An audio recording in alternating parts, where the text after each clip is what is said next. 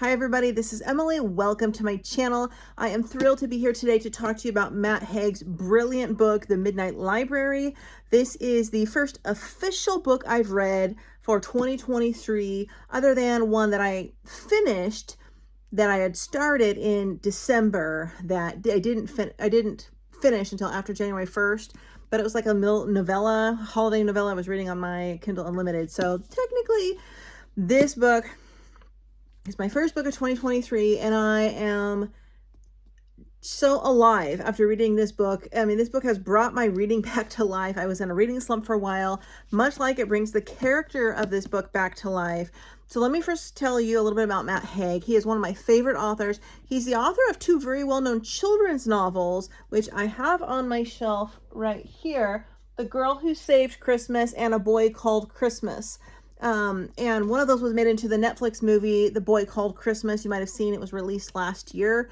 That's how I first discovered Matt Haig, and I did not even know that he wrote novels for adults, even though I love his children's novels. And I picked this up immediately. I was blown away, and I didn't know, I mean, any topic about books in books. I love books about books. So the fact that it had a kind of a magical library in here is what sort of made me want to read it, other than the fact that Matt Haig wrote it.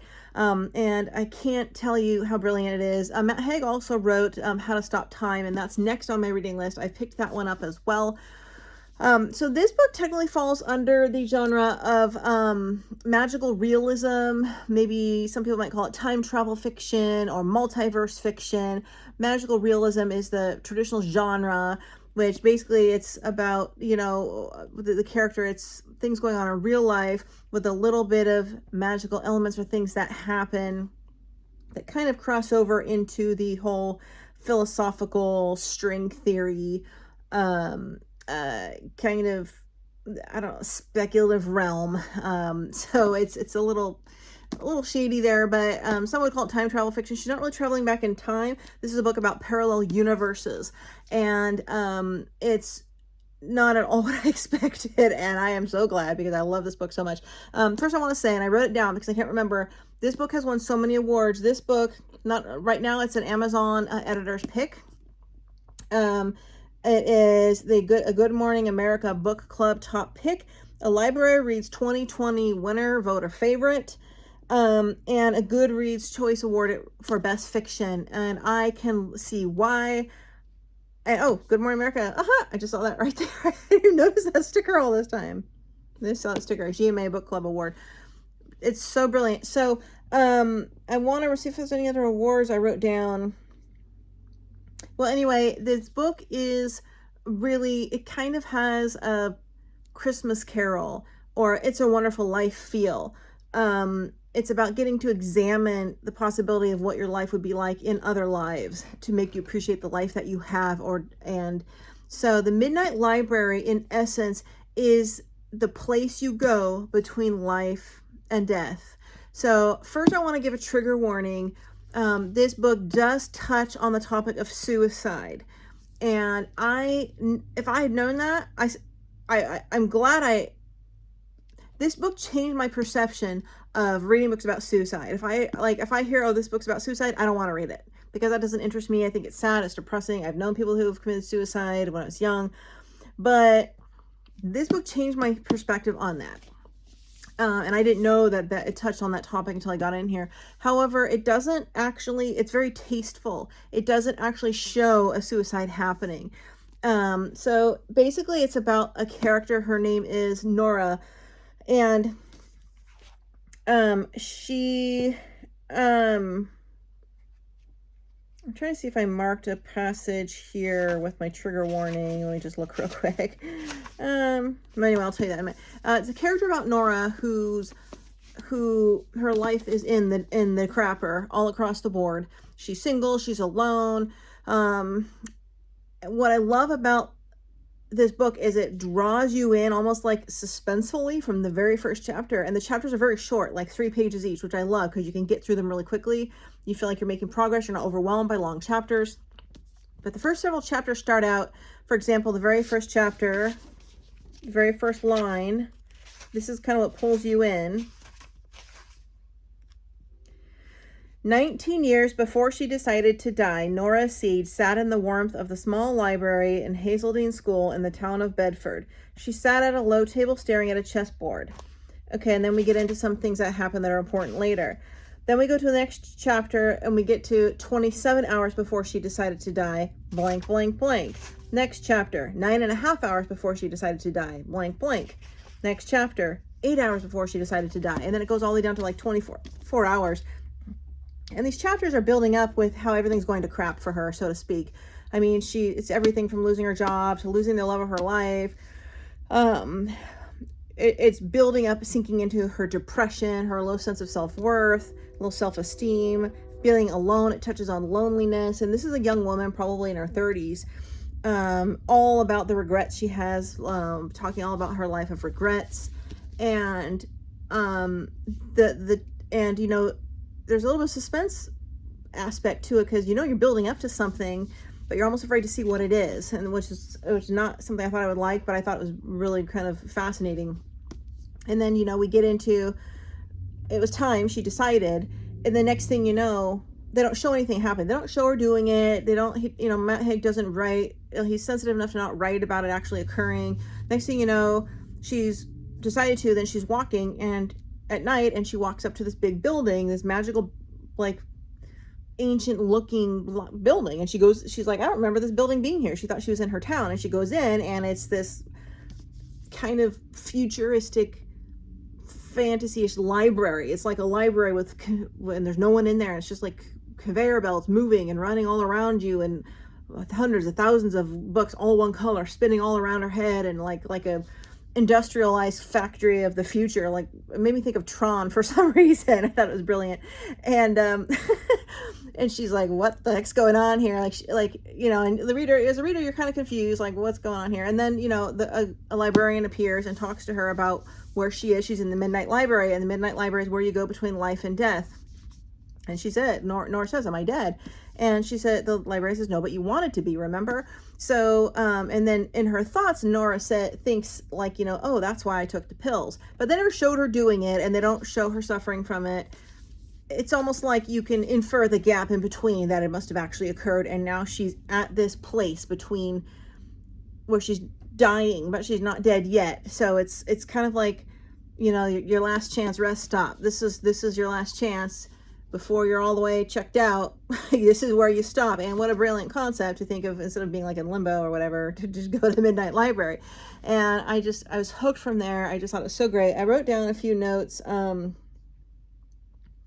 So first thing I want to say is this book touches heavy on philosophy. So, and she herself, Nora, is interested in philosophy. Is one of the concept of this is, when she was young and in college, she was an Olympic swimmer, or she was going to be an Olympic swimmer. She was a brilliant athletic, you know, varsity swimmer in high school, college. Her father wanted her to be an Olympian.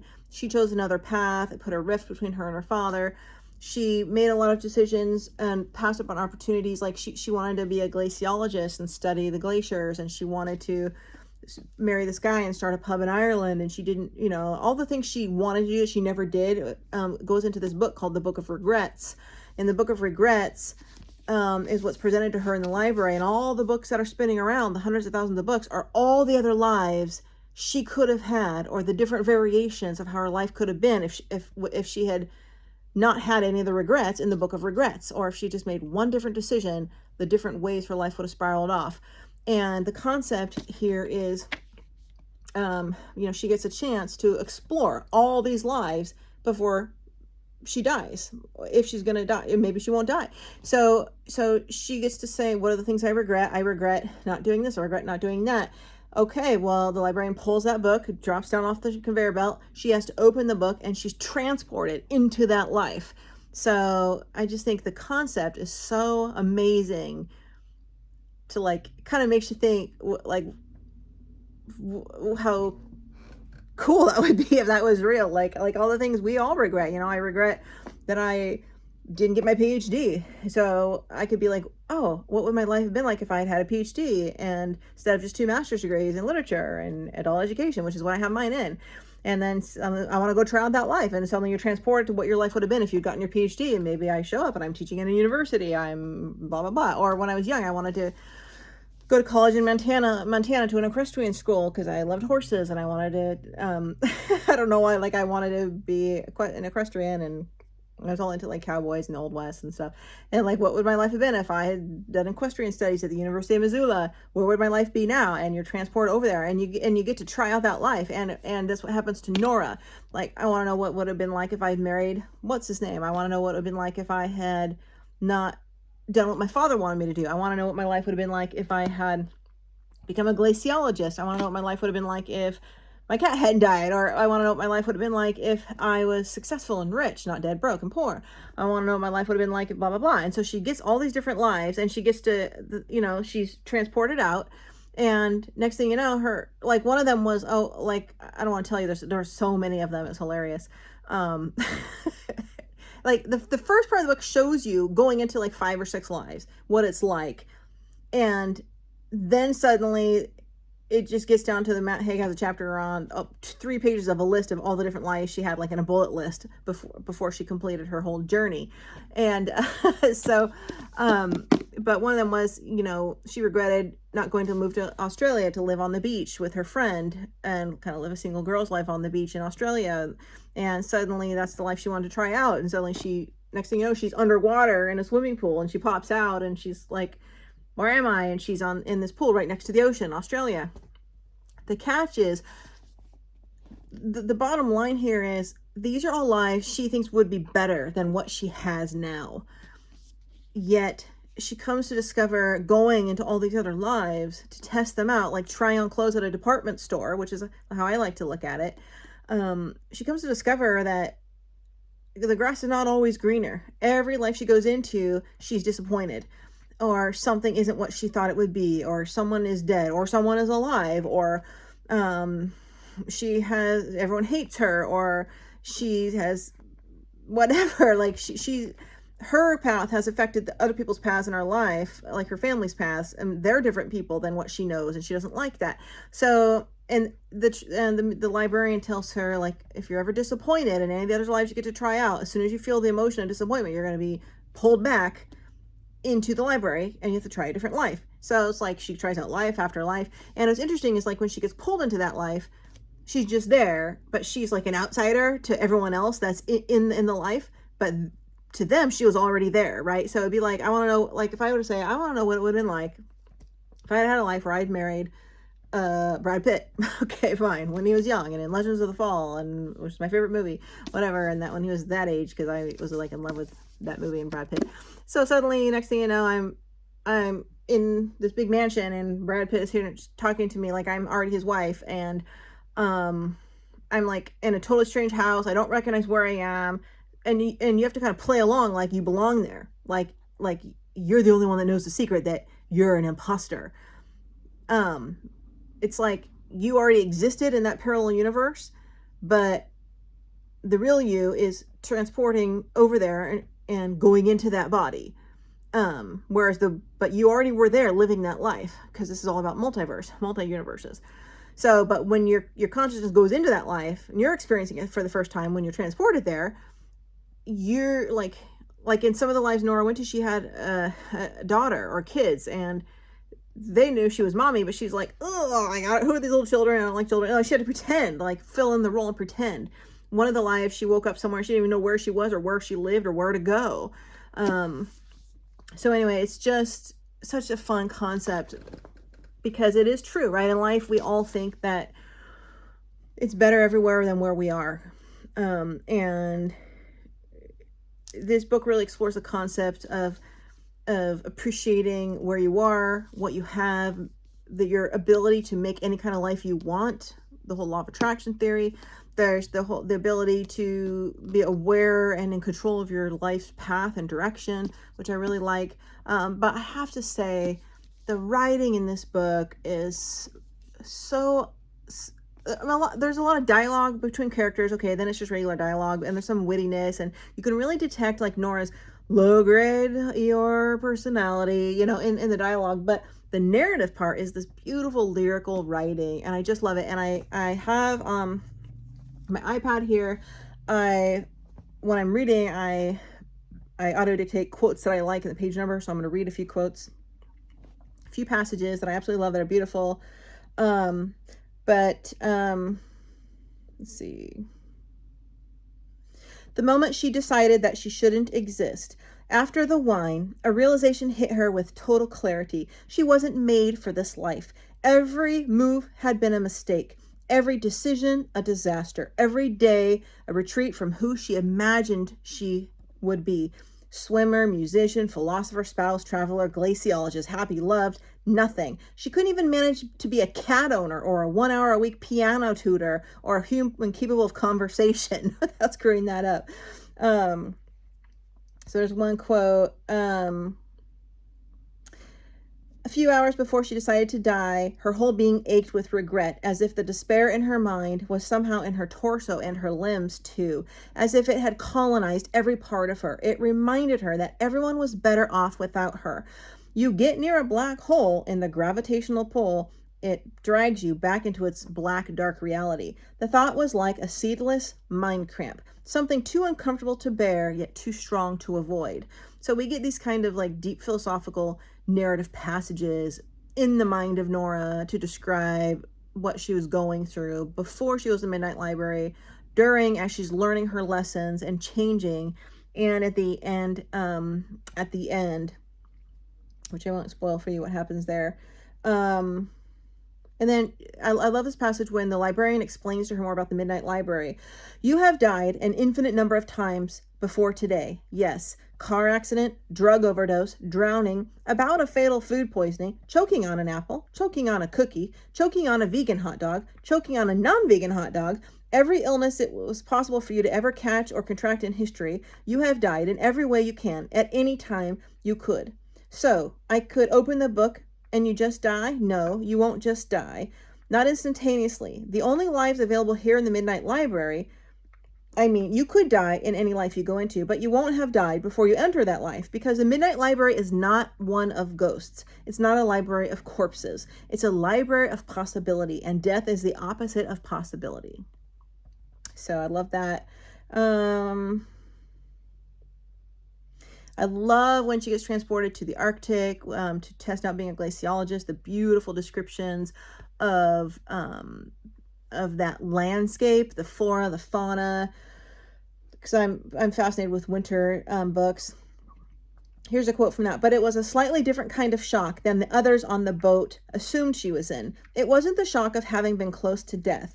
It was the shock of realizing she actually wanted to live. They passed a small island teeming with nature. Green lichens spread over rocks. Birds, little auks and puffins clustered together, huddled against the Arctic wind. Life surviving against the odds. Nora sipped the coffee that Hugo handed her, fresh from his flask, holding it with his cold hands, even under 3 pairs of gloves. To be a part of nature was to be a part of the world and to live. When you stay too long in a place, you forget just how big an expanse the world is. You get no sense of the length of this longitude and latitude. Just as she supposed, it is hard to have a sense of the vastness inside any one person. But once you sense that vastness, once something reveals itself, hope emerges, whether you want to or not, and it clings to you as stubbornly as the lichen clings to the rock. I mean, it's like Nora goes through this journey learning, appreciating the blessing and gift of being able to be alive, learning that perfectionism is not the key to happiness, learning that her life can be as meaningful as she wants it to be. So, and then in the end we have I guess that's about it. But, well, no, there's one other quote I left, but I really wanted to say that don't be put off by the concept of the word suicide or the fact that this character was thinking of suicide, because they don't really show any suicide. And it's more about I think if you were a person who was thinking ever of suicide, you could appreciate this. This actually could probably pull a person back around. But there's a lot of, I'm looking at my notes, there's a lot of symbolism here and metaphors relating life and a paradox of life to volcanoes. The paradox of volcanoes was that they were symbols of destruction, but also of life. Once the lava slows and cools, it solidifies and then breaks down over time to become soil, rich, fertile soil. She wasn't a black hole, she decided. She was a volcano. And like a volcano, she couldn't run away from herself. She'd have to stay there and intend to bear that wasteland. She could plant a forest inside of herself instead. So beautiful. Love it, love it, love it. Such an amazing book. I'm just seeing if there's anything else.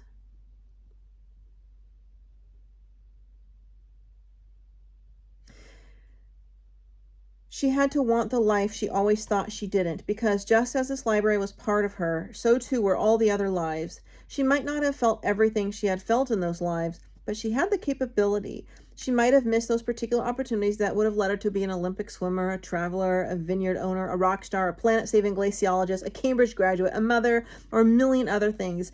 But she was still in some way all of those people, and they were all her. So I've never read anything like it. I really haven't. And so I just wanted to say that I really believe, if you want to try something new or different, this is a very tasteful, well-written, lyrical, beautiful, and thought-provoking story. And it does have a good ending, a happy ending, which I'm very grateful about. No one has to see or experience her having committed suicide, because she didn't. And so and that's very only vaguely mentioned. So it's just the concept of trying on lives, like trying on hats at a hat shop. And I can't recommend it enough. So this is definitely a 5-star book. So I always rate my books 0 to 5 stars. And if it's 0 stars, probably wouldn't be even talking about it on here. So anyway, but overall, I just want to say that it's a very enticing read. It's hard to put down. It's a kind of book that makes you want to write down passages. And that's what I did. So thank you so much. Pick up this book. I'll link it below where I got my copy. I think it's available in paperback also. And please tell me what you thought of it, if you've read it. And if you like books about books, I have a video coming up soon. I think maybe about 15 recommendations for novels that are all about books. So check out that video, subscribe if you haven't, and I will see you then.